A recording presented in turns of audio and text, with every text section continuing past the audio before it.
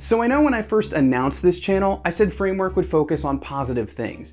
And despite the name of the video you just clicked on, I promise this is very much an optimistic message. When I talk about what Demon's Souls got wrong, most of you already know what I'm referring to.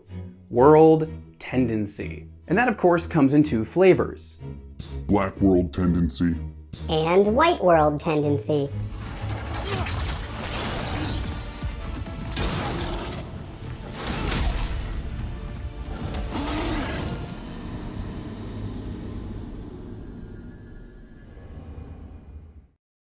When I say world tendency failed, I don't mean that it was broken.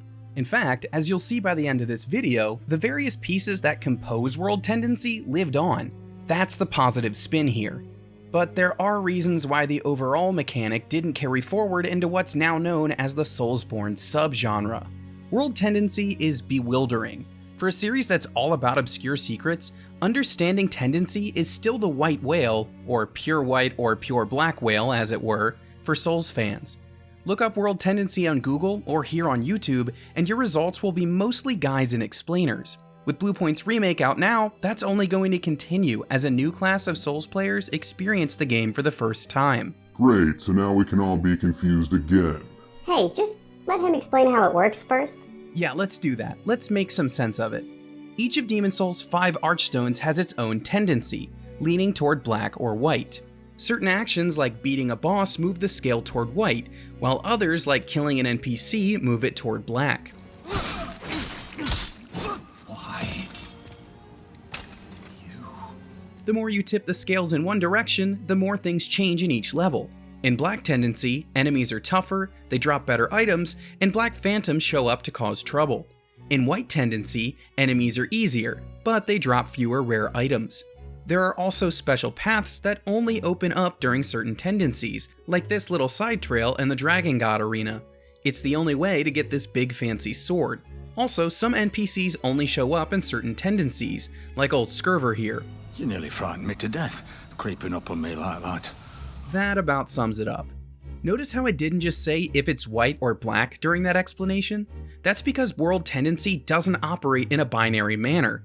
It's a spectrum, ranging from pure black to pure white. And all those changes I described, they happen at certain points along the spectrum. To complicate things further, some of those special paths stay open once you've unlocked them, no matter how your world tendency changes later. But special characters only appear in pure white or pure black world tendency. So I guess you could say there's a lot of gray area there. That joke sucked.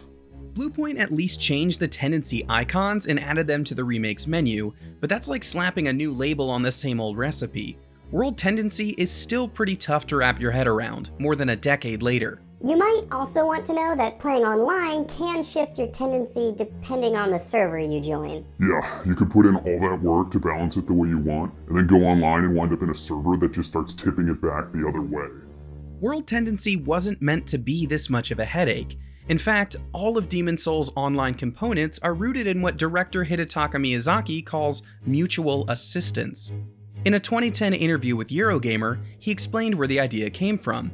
While driving on a snowy hillside, Miyazaki's car got stuck and began to slip. The car behind him got stuck as well, until the one behind that actually tapped its rear, causing a bumper car-like reaction that slowly nudged all the stuck vehicles uphill. That is the intention of World Tendency. Small boosts to help other players achieve the extreme ends of pure black and pure white. Mutual assistance, as Miyazaki put it. With that much thought put into the mechanic, it might be surprising that I called it a failure. Well, if the obtuseness of how it works didn't get you, maybe this will. It's completely non-essential to the game. Sure, you'll miss out on some items and NPC encounters, but you could ostensibly overcome every challenge, slay every boss, and finish every level without even knowing it exists. And I definitely finished the original PS3 game without looking into it the first time. Yet I still felt pretty darn satisfied when I was done.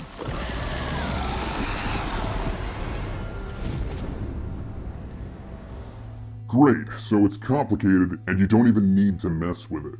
Hey, why don't we just calm down? I think he's going to talk about the positive stuff now. Yes, here's where we turn a corner. All of the things that World Tendency set out to do are still present in the rest of the Soulsborne series, just without the overarching tendency system. You know that phrase, the whole is better than the sum of its parts? Well, World Tendency's parts are far more essential to the Souls experience than the whole tendency itself.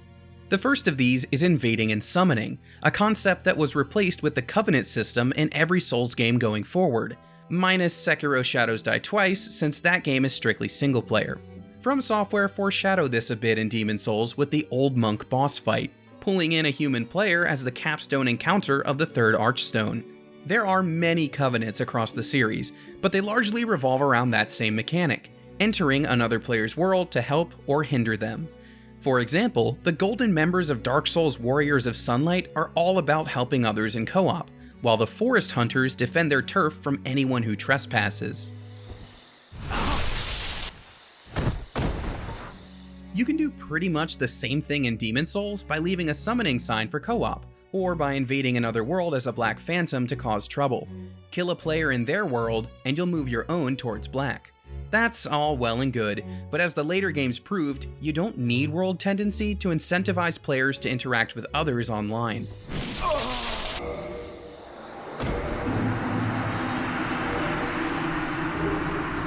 The second component involves NPC Quests. Several of Demon Souls' quest givers only appear during Pure White Tendency, but not all of them.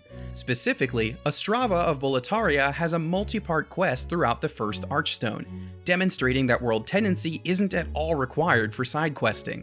My thanks for your brave rescue. I am Ostrava of Boletaria.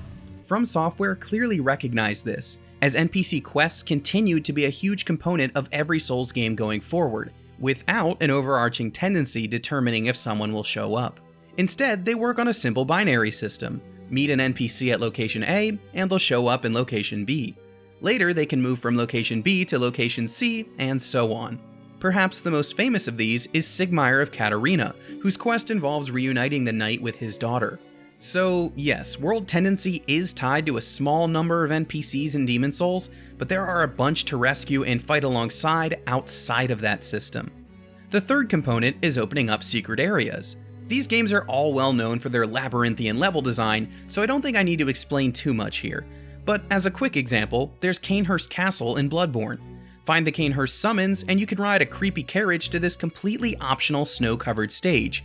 No complicated tendency needed. Just find the required item and go.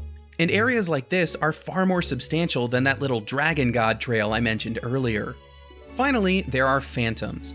These are attached to Covenants in later games, yes, but they also appear outside of that system. Dark Souls 3 in particular has a dozen of them. Even Demon Souls itself has a number you encounter, like the one guarding the Church of the Fool's Idol. So even if you never reach Pure Black World Tendency and face the most ruthless of Black Phantoms, you'll still have to face a few in the standard game. As you can see, the key components of World Tendency also exist outside of the mechanic, rendering Tendency basically non-essential. But all of these things went on to flourish in the later Souls games. In the same Eurogamer interview, Miyazaki went on to say something very poignant. Quote, "Demon Souls is by no means a perfect game. We don't think there ever will be such a thing as a perfect game." And he's right. And despite the World Tendency thorn in its side, Demon Souls is a masterpiece. It's a game that knows you're going to fail, but it has faith that you'll rise up, try again, and win.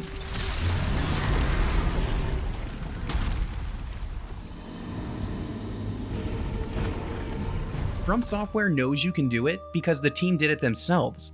They failed with World Tendency, but when it came time to make a new game, they looked at what worked and what didn't, rose up, and created another masterpiece with Dark Souls.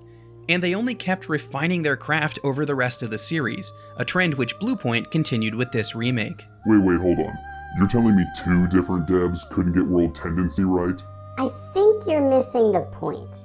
The point is this: World Tendency is Demon Souls' greatest failure, but From Software picked up the pieces and used them to build even better things later on.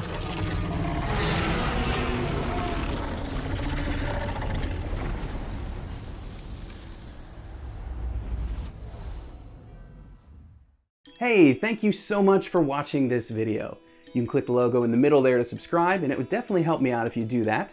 You can also click the box on the far left to watch the previous video. At this time, the only previous video is the whole welcome to the channel spiel, But maybe you're here and you didn't see that video and you want to know what Framework is all about. Well, you can click on that and find out. And I'll see you all next time.